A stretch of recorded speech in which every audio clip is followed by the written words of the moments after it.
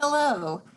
It is with great pleasure that I welcome you to this special event with renowned climate scientist, Dr. Terry Root, and Institute on the Environment Director, Dr. Jessica Hellmann.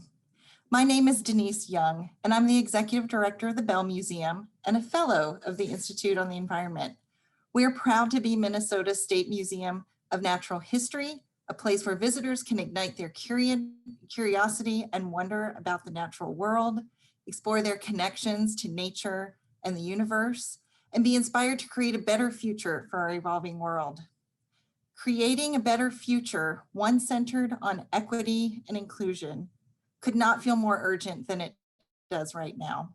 Given the recent killing of Daunte Wright by police, the trial of Derek Chauvin in the killing of George Floyd, and the ongoing pandemics of COVID-19 and climate change, with their disproportionate impacts on communities of color.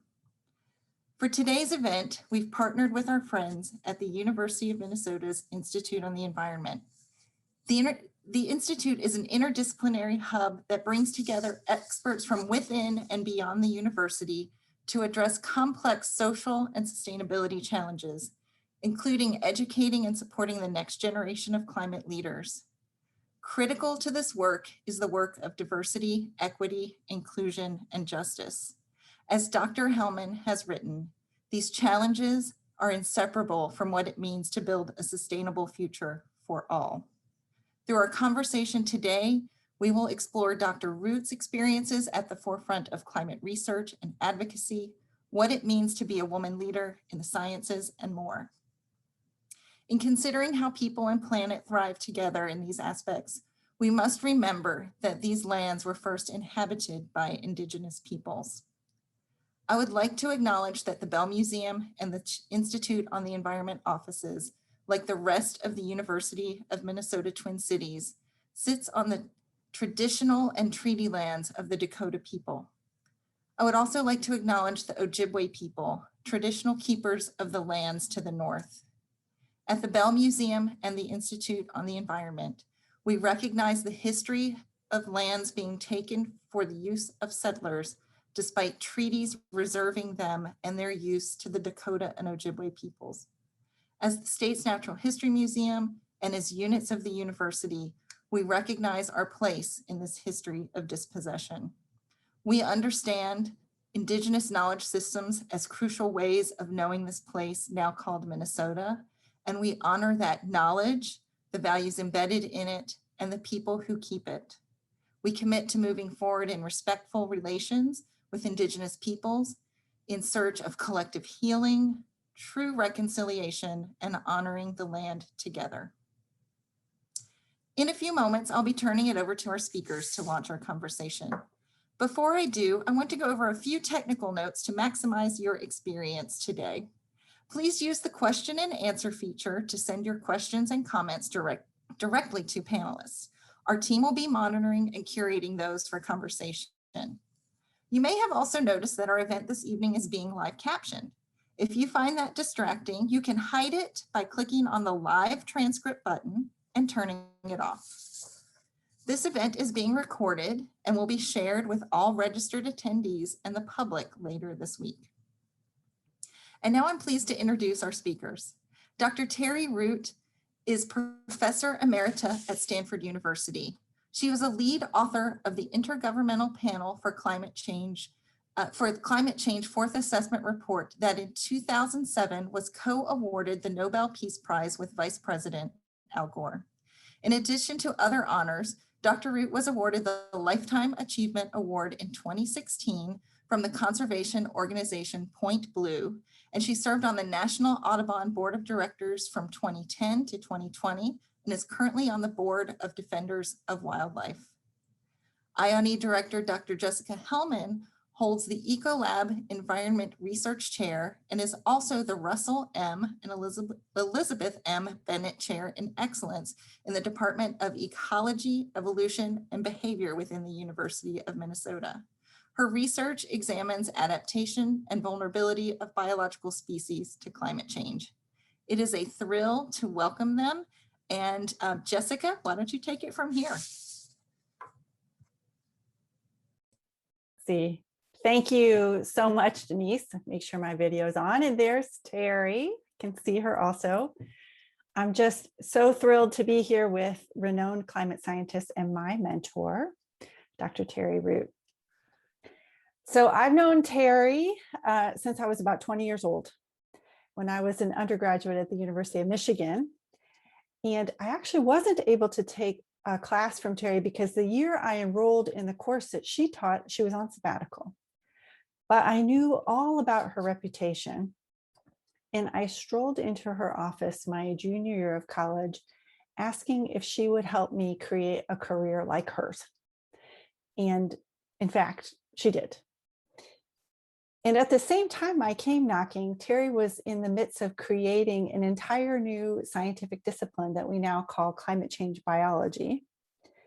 She went on, as Denise just said, to serve for the Intergovernmental Panel on Climate Change as a founding climate change biologist, and she has had a long, illustrious career. Terry and her late husband, Dr. Steve Schneider, taught me how to build a life in science. They showed me and many, many others how to be scientifically rigorous while also engaging in policy and important social and environmental issues. And I can't say this, I can't give this too much emphasis. I really, truly try to do right by Terry and by that mentorship every single day. So we at the Bell Museum and the Institute on the Environment, we thought it might be fun to share some of Terry's wisdom and experiences with a public audience. And I have a million things I want to ask you, Terry. And I was just joking that we might end up going longer than we're supposed to if I'm not careful, but I thought maybe we could sort of start at the beginning of your own career. I know your mom had a degree in physics, and I know you were a math major, and you have told me before that sometimes you were often, especially in those upper division classes, the only woman in math classes.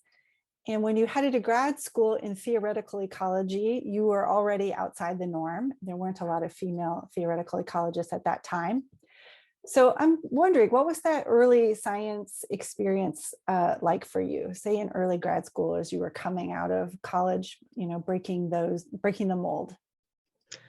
Well, first, I want to say how thrilled I am to be here, and I really appreciate this. And actually, I get teared up when you talk about how our past history, because it really was a fantastic time. I absolutely treasure my career. It really has been a fabulous journey, and I wouldn't give it up for anything.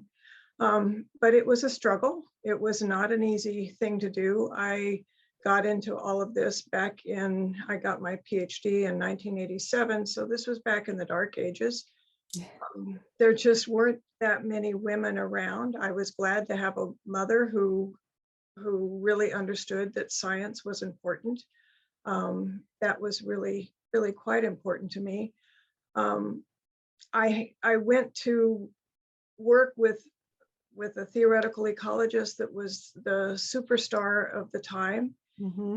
And it was a pretty tough situation. If I can tell a story. Yeah, please. The very first day that I arrived, there were two stories actually. I was getting orientation lectures, and I had to go to the bathroom. There was no choice. I had to go to the bathroom. So I stand up and I go running as fast as I can to find, and I didn't know where it was, the woman's room. And I saw, oh, it's the woman's room. So I go running in the woman's room and I stop, dead stop, because there were 4 urinals on the wall. I thought, oh my God, I went in the men's room. So I go back out, look at the door, and on the door, it said women. And inside there were 4 urinals. So that was the first day one. Surprise. Yeah. That was a surprise. And then I went over to find my office over in the hall where my graduate office was. And my advisor was there. And there were a whole lot of new incoming graduate students. And so we were all standing around, and for some reason we were all in my office. I don't remember why. And we were just all joking and getting to know each other. And all of a sudden I said something about math. And my advisor said that he knew for sure that women were genetically inferior in math to men. And here I had come to work with him specifically on math. And I thought, holy cow, now what am I going to do? So what did I do? Is I got together a bunch of female graduate students. We got about 15 of us together. We would meet once a week, come hell or high water. I don't care what was going on. We would get together and we would talk and we would help each other through, because everybody there was having a really tough time. And that was how I actually survived my early career of getting my PhD. Because I was doing my PhD on a very, very large scale. Mm-hmm. I'll ask you about that. Yeah. Yeah, which was very unusual. Mm-hmm. Most people at the time, actually, there was a study that was published that said that something about a little bit over 85% of the ecological studies had study areas the size of 2 tennis courts put together. Mm-hmm. Mm-hmm.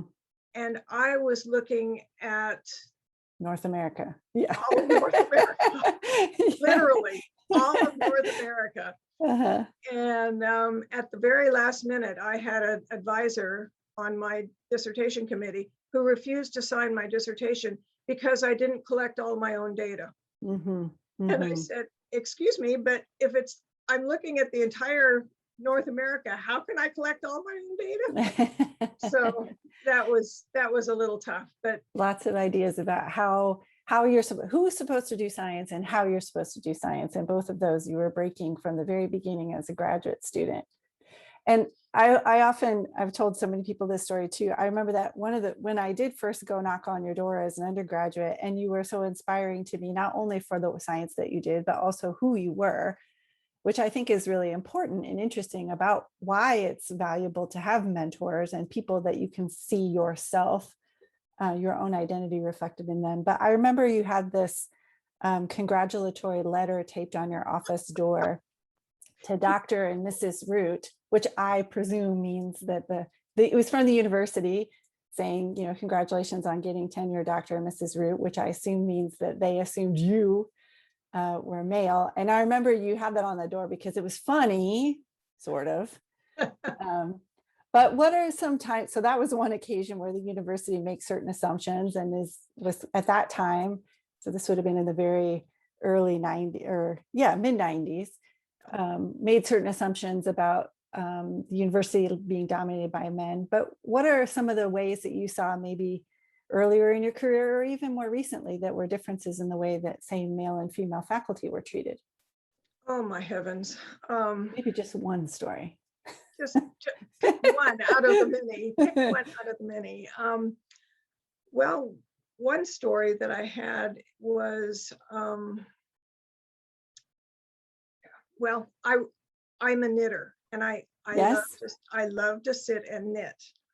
And it turns out that I listen better when I'm knitting than when I'm not. And so I would always knit, I always still to this day, only knit things that are easy to knit so I don't have to think about them. Well, I was in a faculty meeting and I was knitting.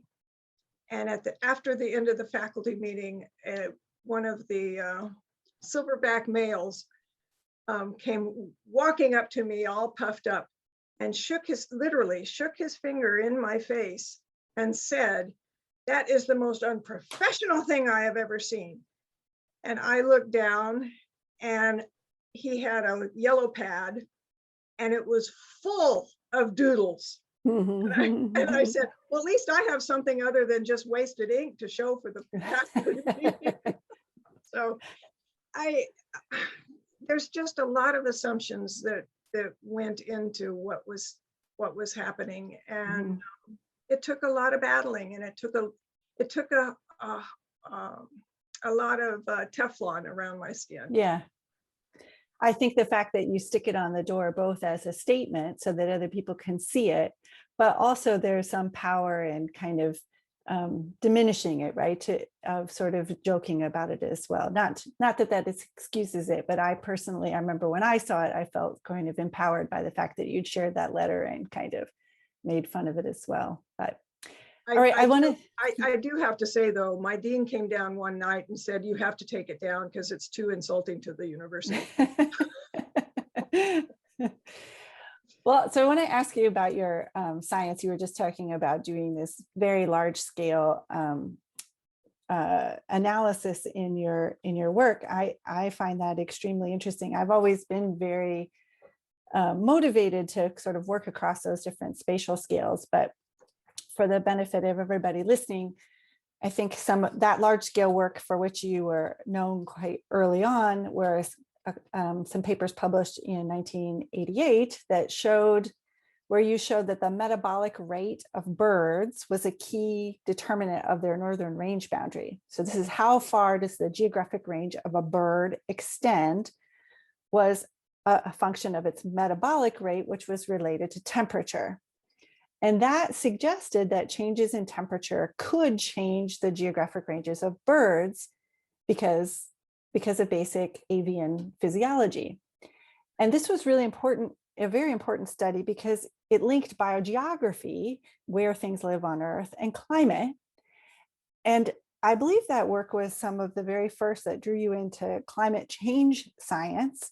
And so at that relatively early in your career, even, you were beginning to cross over from one field, sort of avian biology and ecology, biogeography, into this emerging climate field. And so I wonder, can you tell us what was that like to crisscross over these disciplines? It was a very difficult job of trying to keep your foot in one place and keep your foot in another place.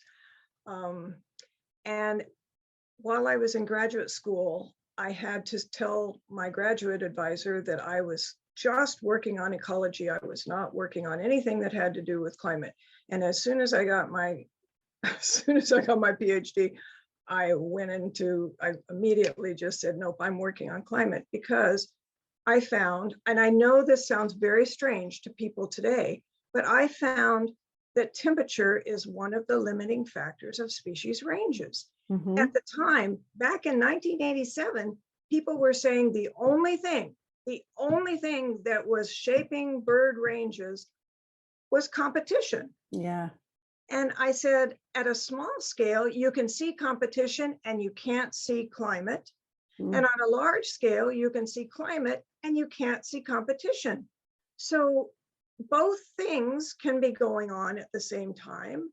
And I wrote a paper on jumping scales, going to low scale, small scale to large scale, to small scale to large scale. You have to do both of those things to understand the whole picture, not just one. But I got a lot of flack on that. But there was a man in the Fish and Wildlife Department that was having a workshop on biodiversity and climate. And he insisted that I had to be there. Well, I had a deadline for a paper I was working on, and I kept saying, no, I'm sorry. Thank you very much for inviting me. And I'd hang up the phone. And he'd call me back 10 minutes later. Well, how about if I give you an honorarium? How about if I give you more of an honorarium? Anyway, finally, I agreed to go to this workshop, which I am absolutely thrilled to have done, because that's where I met my future husband, Steve Schneider. But it was not because he was going to be my future husband. It was because he was a climate scientist, and he literally, I was now about 40, he literally became the very first mentor I had ever had. Mm-hmm. He was so excited about the fact that he could see how to marry ecology and biodiversity with climate. And so we both started working on this. And then he married biodiversity and climate. That's right. So, yes, sorry. Yes. So we started working together. We got grants together. It was absolutely fabulous. And then I think I've told you this crazy story. One day he called me and he said, I'm going to be in Ann Arbor. You want to go have dinner? And I said, well, whenever you come to Ann Arbor and I'm here, we always go to dinner. Of course, I'm going to go to dinner. And I hung up the phone and I thought, there's something funny about this. So I called him back and I said, Steve, is this a date? And he said, yeah. And I said, one word, no, and hung up the phone. And it took him probably 3 to 4, almost 4.5 months to get me to agree to go on a date, because I didn't want to mess up the mentoring and the work and everything else with personal things. I didn't know if it was going to work or not, but anyway, it worked, and it was a lovely, lovely relationship. Well, you and Steve did mix personal and professional. I mean, you were partners in crime in this kind of growing field of climate impacts. And I think Steve for himself, coming from the climate community, he was a really important champion to get people to pay attention to ecological concerns, and that biodiversity was important to him.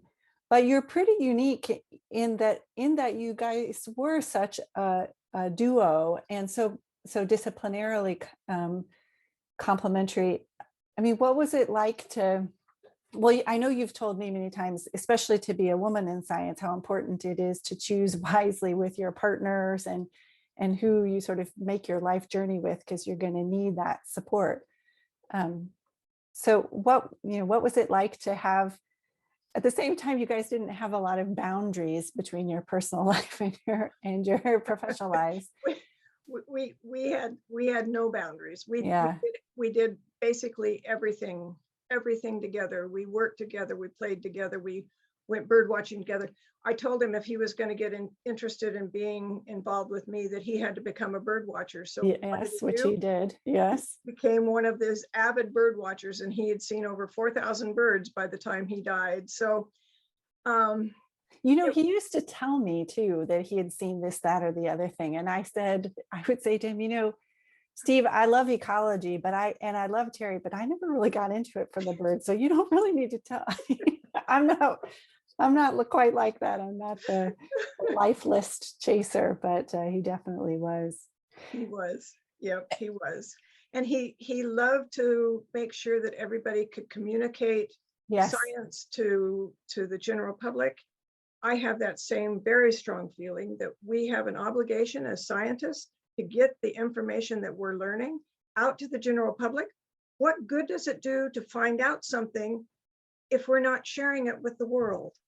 And when it comes to climate change, I thought one of the best ways to get people to get on board with climate change was to show them that plants and animals, the very wonderful, wonderful species we share the planet with, are in danger. Right. And I actually think it helped, and Steve helped do that too. So I have a lot of students ask me this also. How do you navigate? Climate is such an important environmental. It's obviously an incredibly important social issue. It's a question of equity and environmental justice, as well as global conservation and biodiversity concerns. It's a scientific issue, but it's also a social issue. And I mean, you have always engaged on both fronts. You've been outspoken that you think this is an issue that deserves attention and that we need to solve problems about it, and also maintaining, your empiricism and commitment to science. How do you balance those two kinds of engagement? The one thing that I insist on for all of my students and for myself, and Steve insisted on it too, was you have to, no matter what, maintain your integrity. If you lose your integrity, you have lost everything as a scientist.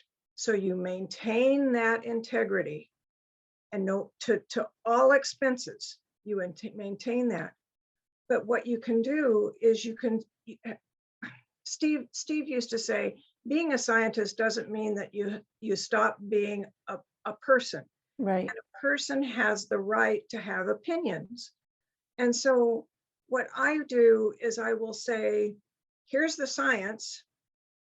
This is how far it goes. Now, let's talk about opinion on top of that science. And I feel as though I'm a good person to figure out how the science shapes opinion because I've been working on the science. Right.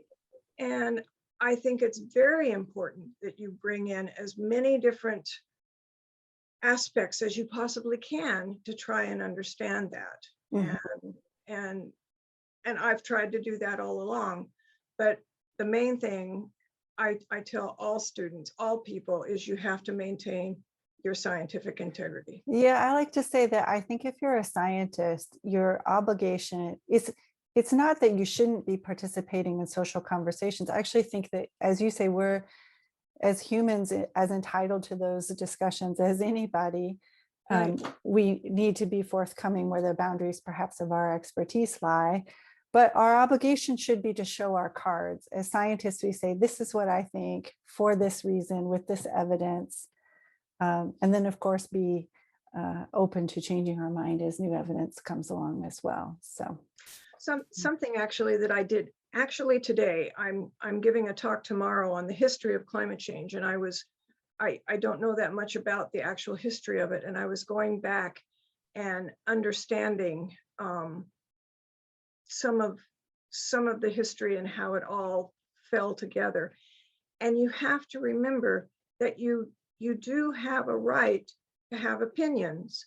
And I think if I had my life to do over again, I would make stronger opinions than I did in the past. Because looking back on it, we knew a lot about climate change, but we weren't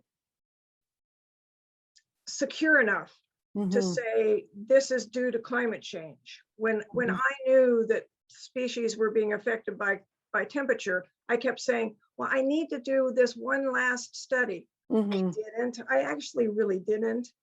Now in hindsight, now, at the time, you don't have the hindsight. So, well, more science is always good, but we should when to begin to when we know enough to start taking action. Right. So Terry, we opened by talking about how you were such a groundbreaker, and still, even now, there are many difficulties for women in science. I think about, for example, the challenges of motherhood and early careers for a lot of women is still quite difficult. But there are other barriers for other people now, and environmental science we still need, I think we've benefited tremendously from having a much broader participation of women in the environmental sciences. And we need to work hard at diversifying further to still more incorporate more perspectives. I wonder if you agree with that you think this sort of diversity of view, and maybe this is with respect to what it means to take scientific information and express opinions. I mean, what do you think environmental science, why is having a variety of people and perspectives advantageous? Like, why was it a good thing that women became more abundant in the field? It's very important. And actually, just yesterday, yesterday and the day before, it became very obvious to me again. I happen to be on the board of Birds Caribbean. And as you all know, there was a huge volcano that just went off, and it is devastating. It's the ash flow has gone over where the St. Vincent parrots are, and we may be losing the St. Vincent parrot. But what has happened is everybody in the Caribbean has jumped on this platform to try and figure out what we can do to save it. And it is so wonderful to hear the Hispanic versions of things and the women's versions of things, and the whole gamut that we have is giving us a depth to this problem that we wouldn't have otherwise. If it was just, sorry, old white males. If it was just old white males doing it, we would be doing it wrong. If it was old white women doing it, we would be doing it wrong. So the more ways we look at things, the better it is. And we've just got to keep encouraging and encouraging and encouraging and encouraging. We've got to bring people in. Yes. Yeah, and we have to have those of us that are in the field need to work aggressively to call out where those barriers live and to overcome them so that participation can be as broad as possible. Before we started this session, we invited people to submit things they wanted to know. And I got to tell you, there were a lot of questions about what can I do? I think this is a really important question. Perhaps you can become a PhD in biology and dedicate your life to studying the biodiversity effects of climate change. But in addition to that, what do you tell people they can do to either stop climate change or really anything that helps advance sustainability? I have a very, very simple answer to that question. Is if someone just comes up and asks me and says, what's the one thing, simplest thing I can do for climate change? What should I do? The simplest thing you can do is vote. Because we have got to have a paradigm shift in America. We've had paradigm shifts before. World War II, everybody stopped eating meat, so we would save the meat for the boys over there. Or when we had public smoking, we had a paradigm shift. It's not cool to smoke in public anymore. That was a paradigm shift. We've had women's lib shift. We've had a Me Too movement shift. We have got to have a political paradigm shift in America that pushes people to understand how important climate change really is. So losing the 4 years when we had Trump in office was an actual disaster, because we have got to make huge progress now. And now I can say there are different things of supporting renewable energy. I was on the Audubon board. Jessica, you're on the Audubon board. Audubon supports wind turbines very strongly because they understand that if we have the world warming as much as it is, we're going to have huge extinctions, mass extinctions. So when you're looking at turbines on average kill about 3.5 individual small birds per turbine per year. If you have a cat that you let outside, it kills that many in a month. So we really need to be encouraging renewable energy. Wind turbines, the oil and gas industry have really tried to get us to stop having turbines. That's wrong. We need to have solar, we need to have geothermal, on and on and on. We have to do that. We all can do that. We all can support that. We all can support electric vehicles. Make an agreement that the next vehicle you're going to buy plugs in. It can be a hybrid, but it still needs to plug in. Stop eating beef and dairy. And now I don't mean, well, I do mean totally, but if you can do it for 1 or 2 or 3 days a week, that's fabulous. That's fabulous.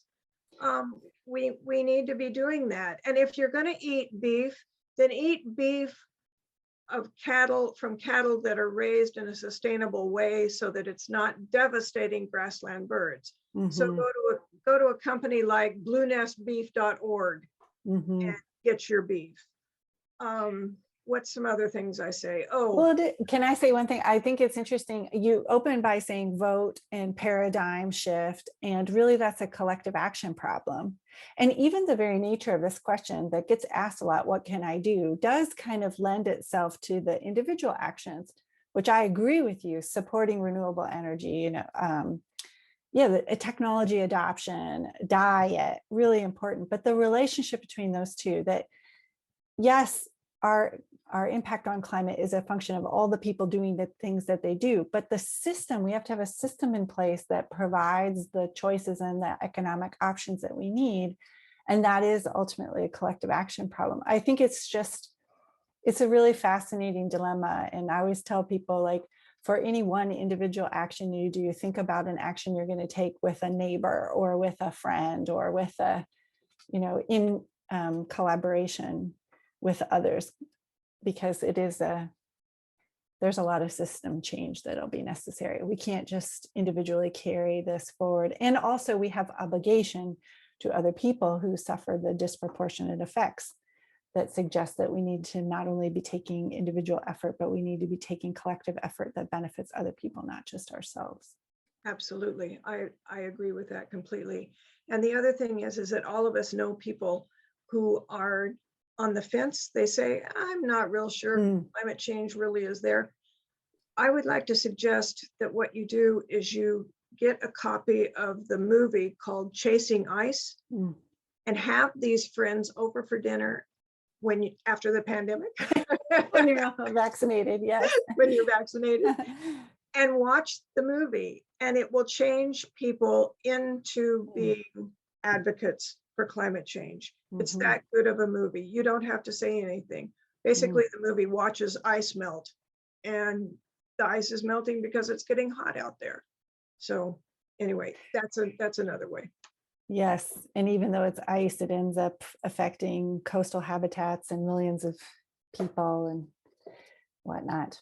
Well, so in the face of all this, and I know I'm getting cues here that there are audience questions, but I want to ask you this question that frequently gets asked. It's sometimes asked as hope, it's sometimes asked as courage, but as you were already alluding to, there are setbacks, and there's a lot of uphill battle. It's a big challenge. So why do you get up each day? I know you're unbelievably active, both scientifically and in talking about these issues with the public. How do you do that day after day after day? Well, I have always said that if I lose hope, I'm going to go to Disneyland. Well, I'm not going to go to Disneyland, because if we had started back in 1985 when I started this, we could save so many more species. If we started in 1997, we could have saved so many more species. If we start in 2021, we can save so many more species than if we start in 2030. So every day is a better day than tomorrow or the next day. Every day, I know I am saving species. Is that a crazy way of thinking of things? It's just, it may be. It might be.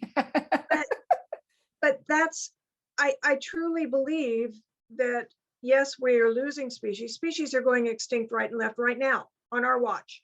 Right. But I truly believe that there are success stories out there. I actually had one come across my email today about a hawk in the Caribbean that is this huge success story. We have success stories, and the reason we do is because we work hard. And so every day I feel as though I have the moral obligation, because one species on our planet is causing the extinction of millions of species out there. And that's not right. Not to mention that it affects us, our wellness, our well-being, our ecosystem services, our health. Exactly. Yeah. In the species that are going extinct, I promise you, there are species we need to clean our water, pollinate our crops, clean our air, on and on and on. So I'll summarize that, if I may, by saying it's something worth fighting for. It's important. Absolutely. Absolutely. As long as it's still green out there, I'm going to fight for it. All right, Holly, I know you're there somewhere. I know we have some audience questions, so I'm going to turn this over to Holly Menninger, Director of Public Engagements and Science Learning at the Bell Museum. She's also an IonE Fellow, and you're going to facilitate some of this question asking, right? Yes, here we go. And I've just reminded and encouraged our audience to use the Q&A feature. Keep those questions coming. We are a little bit limited on time, so I'm not sure we're going to be able to get to everything today, but we're really delighted to have so many in there. The first question is an easy question from Harvey. Harvey asked if you could tell us, Dr. Root, what is the name of that movie you recommended folks watch? Chasing Ice. Chasing Ice. Got it. Noted. Thank you. Thank you for that. Amanda asked a question. She says that you've talked about some of the barriers and challenges you faced in your career. She works with many science leaders who also face challenges and often wrestle with whether or not to stay in science. What helped you keep deciding to stay in science as you encountered so many challenges, particularly on those early stages of your career? And recruit others of us to come along with you. Yes. Yeah, that's the thing. Actually, I wish I had $1 for every time somebody said to me, I don't want to have the lifestyle that you have. I found it to be a privilege to be finding out about science. That was, I truly believe it's a privilege that I was allowed to do that. It came at a huge cost. When I first got to the University of Michigan, they had just done a study and found that every single woman who had had a baby before she got tenure did not get tenure. So when I started at the University of Michigan in 1987, I had to make the decision whether I was going to have children or I was going to stay as an academic. And I made the decision to stay as an academic. Has it been tough? Yes, of course it's been tough. But then I have students that I now feel are my children. So I have changed the norms somewhat into something that supports me in a way that it may not support other people. So I've always seen it as a privilege. Hopefully we've overcome some of those. I know it's still very hard. And I got to tell a tiny little anecdote, Holly, please. So Terry talked about knitting. So I have one child and she was a preemie, and Terry knew about that. So this package comes in the mail and it's from Terry, and I know what it's going to be because I know she knits, and it's these teeny tiny little booties that she knitted for my little one. Because she was so tiny. Yeah, no, there was nothing that would fit her out there actually in the to purchase. I might throw in my own. I'm also a knitter. Maybe we're going to turn the rest of these questions into like knitter fangirls. Do you have a favorite pattern? Have you made a climate scarf? I've seen some amazing patterns where people have made blankets and scarves that are really almost like a scientific visualization of temperature over time. Yeah, my sister-in-law has done that. But what I end up doing is I end up making teddy bears. I love to knit teddy bears. That's awesome. We have a shout out from Jeffrey, who says that he has a great appreciation and respect for women in science. He recently read a couple books, Lab Girl by Hope Jaron and Life in the Treetops by Meg Lauman.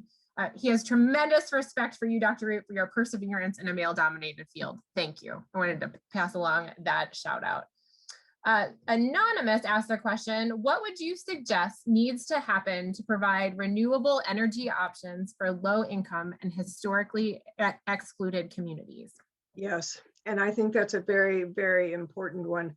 I think what we need to be doing is we need to be working with the people who actually have the ability to put solar on their roofs to help the cost come down.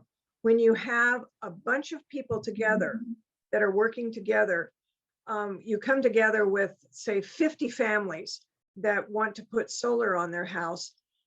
The cost to the individual person is so much lower than if you just do it one by one by one by one. So forming neighborhoods or forming co-ops or forming, I don't know what you want to call it, but you get this all together. The other thing you do is you work with banks, and some of the sustainable banks will actually loan people money for solar panels, and the cost of the loan per month is below the cost of what your electric bill would have been if you didn't have solar. So that's another way to pull things down. But you have to find these banks and you have to find these people. But you can. There's an organization called Solar Neighbors, or Neighbors Solar. No, Solar Neighbors. I think it's Solar Neighbors that go around all over the country pulling together co-ops for this. And you can ask specifically for banks that will loan money on this level, and it will help. Yeah. Here in Minnesota, we have a group of co-ops that do solar loans of that type called CU Green. Great. cugreen.org, I believe it is, which is a great place to look. Great. Great. Okay, we have had a couple of questions about how scientists in particular can engage on controversial topics. What advice do you have for the audience, and especially the scientists among them, because we know there's quite a few in the audience today? Yeah. Okay, the first thing to do is you have to be aware. If you're not aware, you're going to blow it. So what you have to do is, you remember I said you have your integrity. You always hold on to that integrity. You always hold on to the science. You know what is done on the science. When you get to a place where you're beyond the science, you say, I now am beyond the science. I am using my educated guessing. And you actually distinguish when you're talking about science, when you're talking about educated guessing, when you're talking about your opinion, when you're just off in the ozone doing whatever. You say where you are, and that way it keeps you grounded and it keeps you safe. And as I said, looking back on my career, I wish I had gone a little bit farther out and said, yes, I do believe that the birds are showing that the climate is changing. I didn't say that until 5 years later than I should have. But at the time, I didn't have tenure, so I had to be careful. There are times when you can be careful, and there's times when you don't need to be as careful. If you're in an academic situation and you're still working on your tenure, you do have to be more careful than when you're an old fogey. And Jessica can be a lot less careful than someone who does not have tenure, and I can be a hell of a lot less careful than even Jessica, because I'm retired. So as a student, I just will say, call a spade a spade. So when it's based on science, it's based on science. When it's based on conjecture, when it's your opinion, just make sure you state that. Yeah. You've also have said, Terry, picking your battles. Sometimes you can't. It's yes. Where's your contribution? What do you know? Who can you engage? Plug in there. That's pick your battles and pick your comrades in arms. There are battles. Sometimes when you're the only woman or the only Hispanic, you're the one that has to fight the battle by themselves. But if there are people around you that are working with you with climate change, I would go and get those climate change people to stand with me when I was doing news conferences or news. Anyway, that's the other thing. Great. Another area where members of our audience are asking for advice is around the idea about uncertainty. And so, and this question was posed by Lynn Liu to both Dr. Hellmann about if you were going to give them advice about dealing with uncertainties related to COVID, funding, changes in institutions, climate change, what would those be? What would those be? Well, the way I approach uncertainty is by figuring out on a scale how uncertain is uncertain. And some uncertainty is completely uncertain, you know nothing. And some uncertainty is you know quite a bit. And in some situations, when you know quite a bit, but there's still uncertainty, you say, I know quite a bit, but there's still some uncertainty. When those situations, when you don't know anything is sure, that's where I backpedal really fast. I try to stay out of that because I'm afraid I'm going to say something that will come back and haunt me in the future. So I am very careful. When I do say something, I will say, I have nothing to base this on other than my gut. And then go forward with that. But uncertainty, there's actually a lot of work. My late husband, Steve Schneider, worked very, very rigorously in uncertainty. And there's a lot of work out there, specifically on scientific uncertainty. And I would point people to that literature. It really is good literature. Jessica, what would you say? Well, I was actually thinking about Steve when you were saying that. I remember Steve used to saying also to talk about what you do have higher confidence in. So I don't know about X, but there is, you know, this other thing, related thing we do have some certainty about. And I actually think, and I'm not sure, Holly, if this question, it sounds like it was maybe a question about scientific uncertainty and policymaking, but maybe also about sort of navigating yourself in the face of uncertainty. I think now is I think it's a challenging time to be finishing a degree. It's a difficult time to be entering the workforce.